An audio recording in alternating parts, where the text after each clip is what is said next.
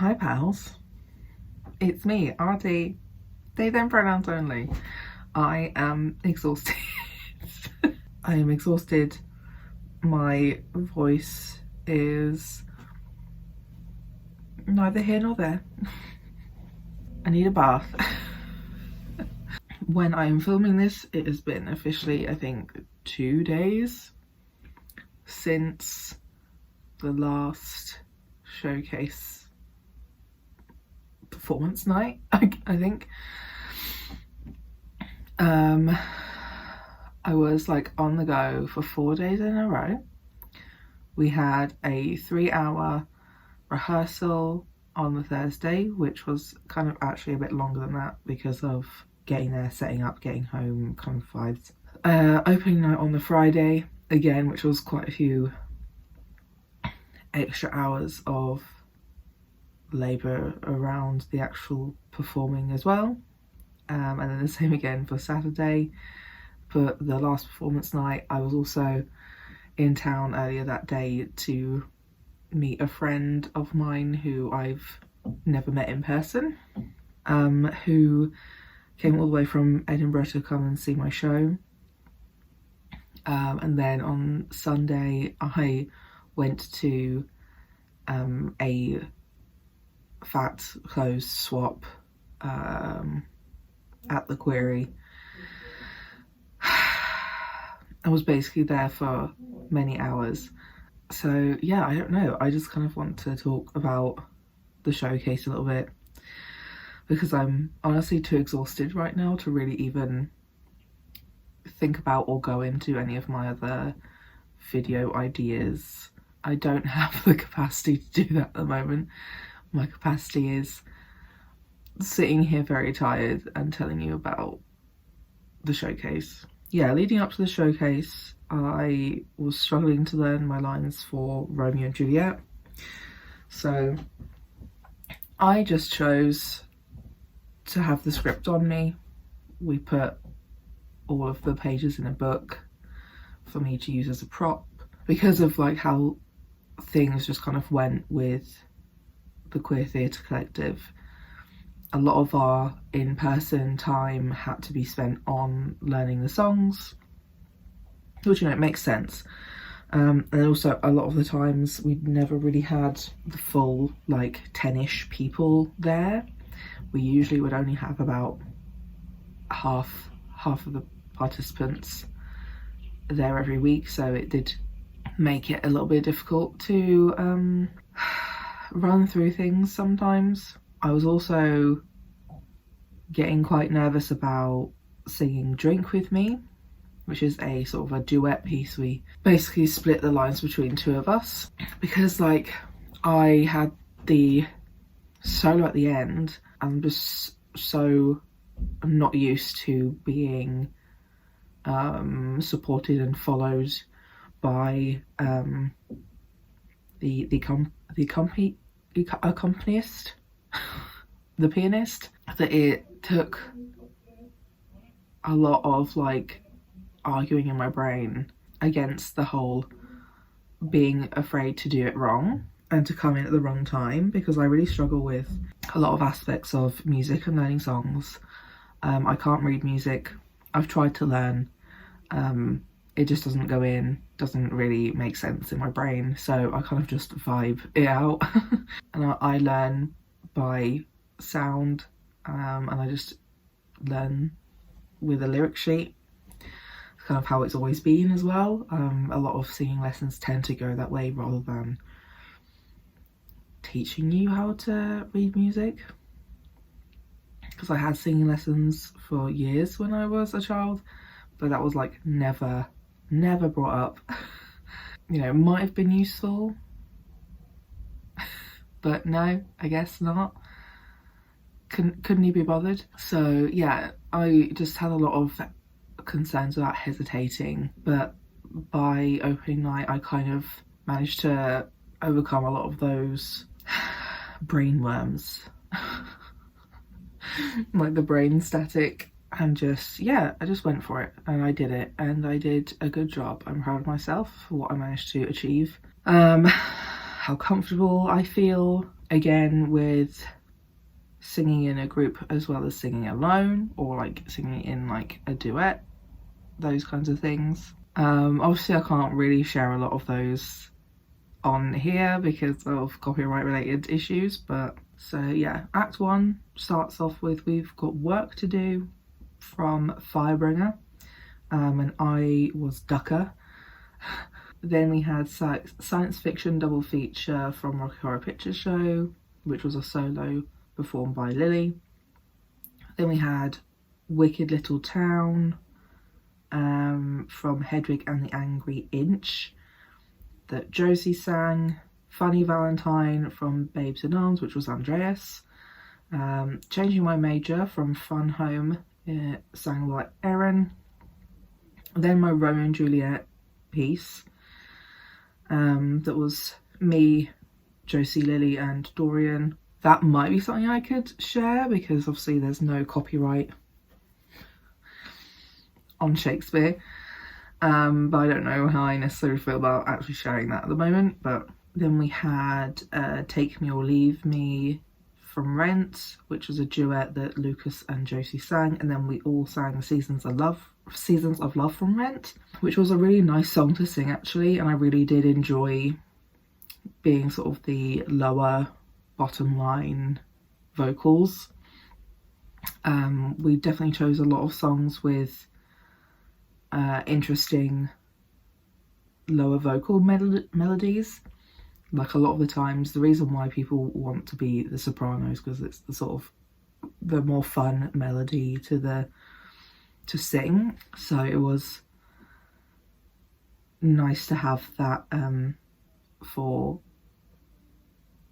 the lower vocal ranges, which is kind of my first time as well really fully doing and embracing my alto / tenor vocal range with this performance, because I think, as I've said in my like other video before, I was just always told that I had to sing higher up because I could, or because I was a woman and all these sorts of things, even if I was singing a song that was originally by like a character that was a man. So yeah, a lot of this was just a chance to really enjoy a vocal range that I've always wanted to train and practice in and perform in.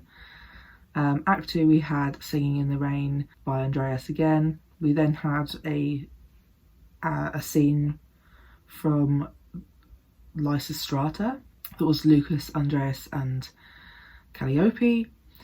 Then it was my mainly solo but almost kind of a duet of If You Were Gay from Avenue Q. That was me with Erin, and I played Rod. I think she might have thought that I was gay. Yeah, that was kind of like a joke throw in because I just had like such a visceral muscle memory as well as like just general memory of knowing all those words off by heart for the song. It took a while for me to like find my own way with that song instead of automatically wanting to sing it in Rod's voice.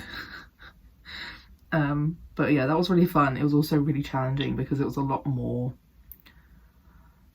moving around, like acty, performy, dancey, which is a lot on the breathing.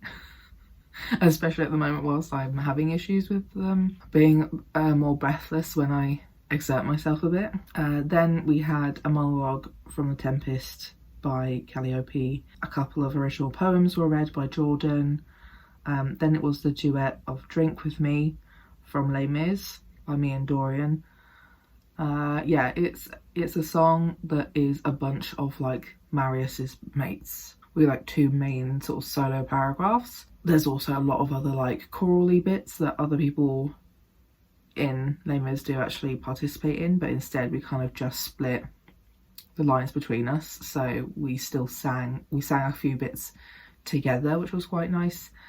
And then occasionally we would have like one line each here and there. But yeah, that was a really fun one. And really allowed me to sing in that lower register in a very sort of like slow, sad, kind of a bit intoxicated, drunk kind of way. And yeah, I'm glad that Dorian brought this one up, because even though I've seen Les Mis on stage, and obviously I've seen a couple of the films, I don't remember that song. So yeah, it's a really good song for a showcase. If you're ever looking for a song for like a couple of people to do, it's a really good one, because you literally just need 2 people and a pianist.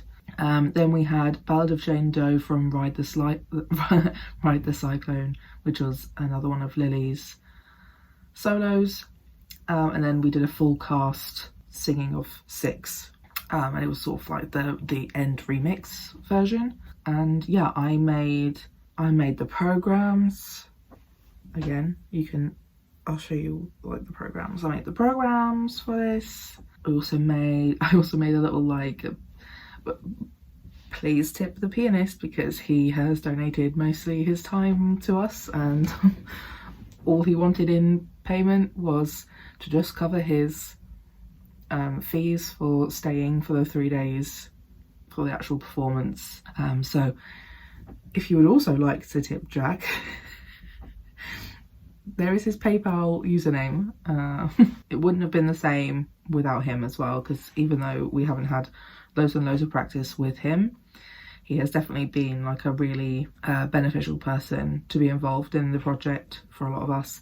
For me personally, it was just really nice to be spoken to in a relaxed way, but also with like a sense of respect and understanding of the anxieties that we are all feeling, and that he would just repeatedly remind us, like, you know, I will follow you wherever you go, which is just absolutely not the ingrained teaching of most performing arts courses, classes, clubs.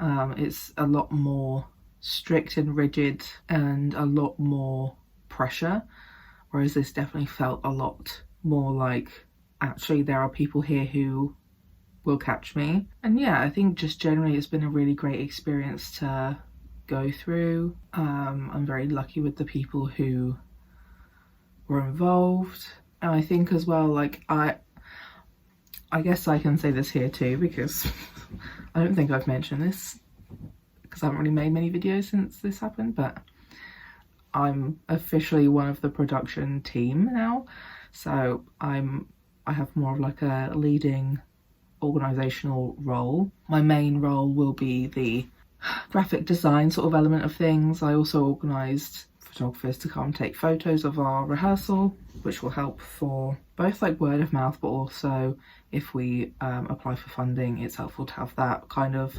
evidence. Yeah, like I've met a lot of really great people. I think a lot of these people I either am or can see myself becoming friends with more outside of the actual theatre sessions. I have some projects hopefully coming up with Erin specifically, but yeah, there was just a whole lot of stuff that I personally had to wade and work through emotionally when it came to this, because like I had a long conversation with Erin a while back on like a video call, because I was unpacking a lot of things. Like I definitely talked about a lot of it in some of my past videos, but it was really at a point where it was like I've actually got to deal with some of those things now and find a way to work on it and through it. So like one of the main things for me was that singing feels incredible. Like I personally think that singing for me is also quite stimmy in an autistic sense, as well as just all of the scientific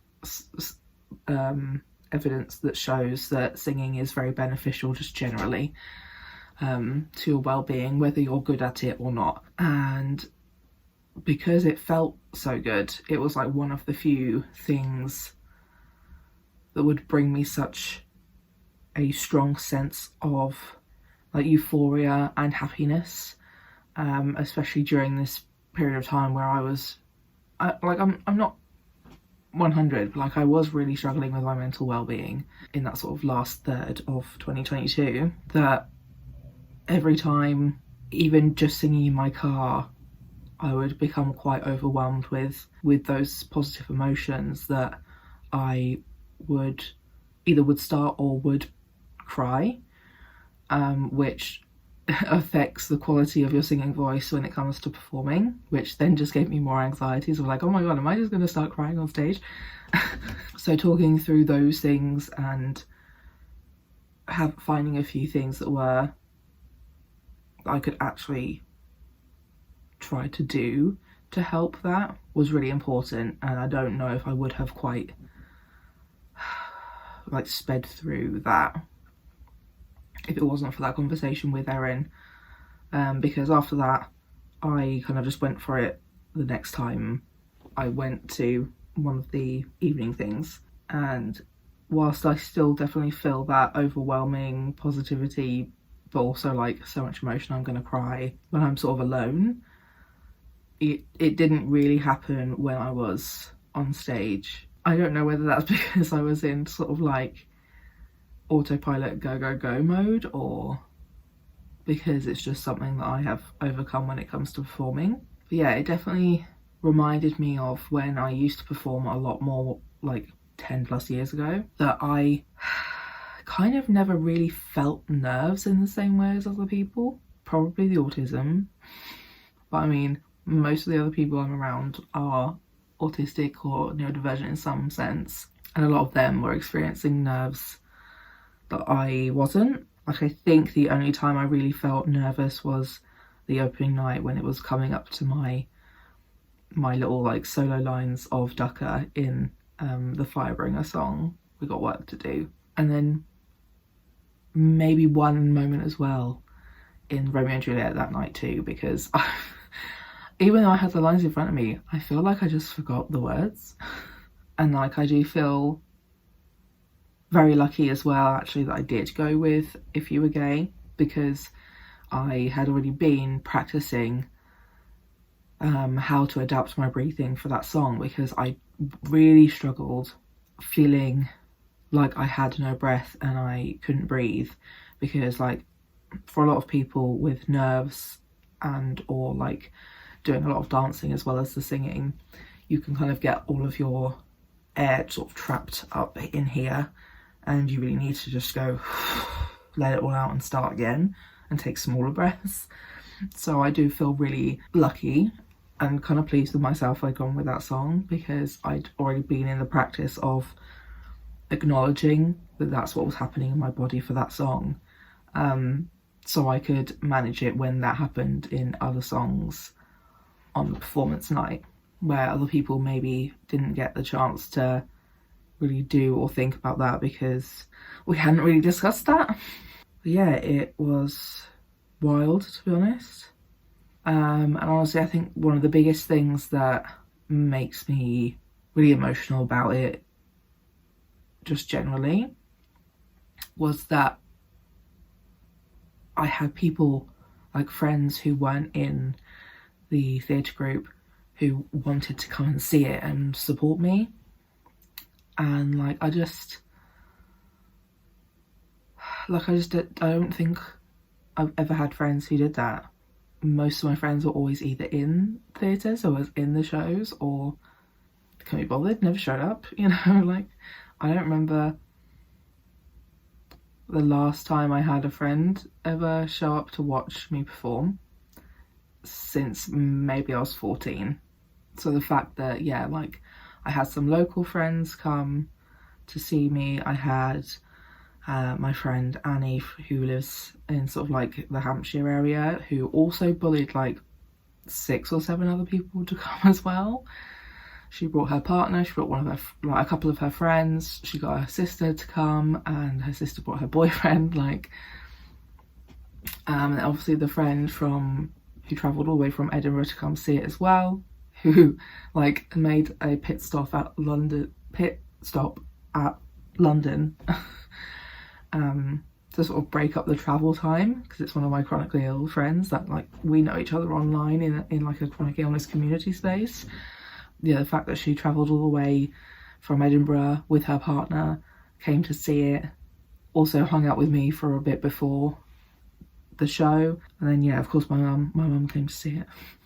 But like, yeah, just the fact that I had friends who cared enough to come and watch it. Either like one friend came by herself, like she was really nervous about coming alone, but still came to watch it. And yeah, I don't know. And a lot of these people are people I don't really get to see or speak to a whole lot or like super often. But yeah, that was a really big part of what made this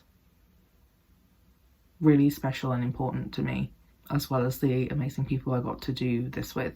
And yeah, as part of the production team, I'm really excited to kind of have a voice and a say, but also like be able to coach some of the other people in sort of like anti-ableism as well, because I think a lot of the people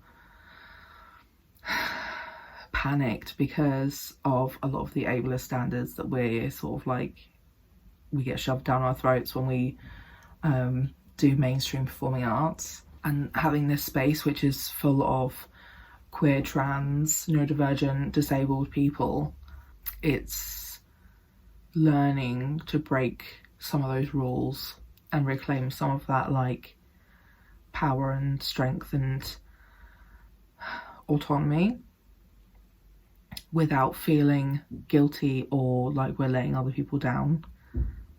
Because disability is what it is. I really struggle to like, it's really funny, I really struggle to sight read because of my dyslexia, and I really struggle to memorize lines because of ADHD. So I can eventually get to memorize my lines. It just takes a really long time and a lot of work, but I basically cannot cold sight read, full stop. Yeah, there's just a lot of things and ways we can and should be adjusting theatre and performance, because like who really cares? Like, who really cares that I was reading from my script? Like, what mattered to me, especially with this performance, was that I went out there and did it. And I did. That's kind of my little update for now. I am very tired. I've got a bit of a sore throat, very croaky from all the singing and talking, and yeah.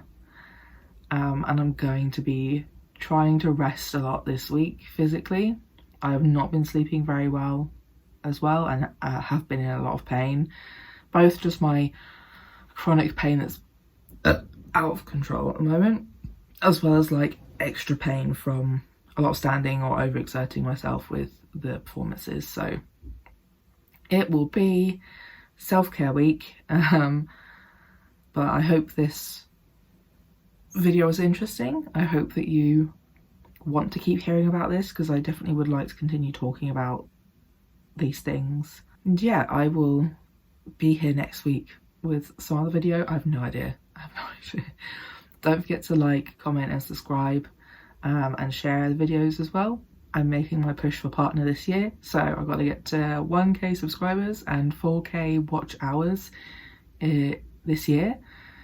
So all of your views are really helpful on my long form videos, and all the other stuff that I asked you to do just helps boost the algorithmic so that I reach other people. But that's it from me this week. I will see you next week. Bye.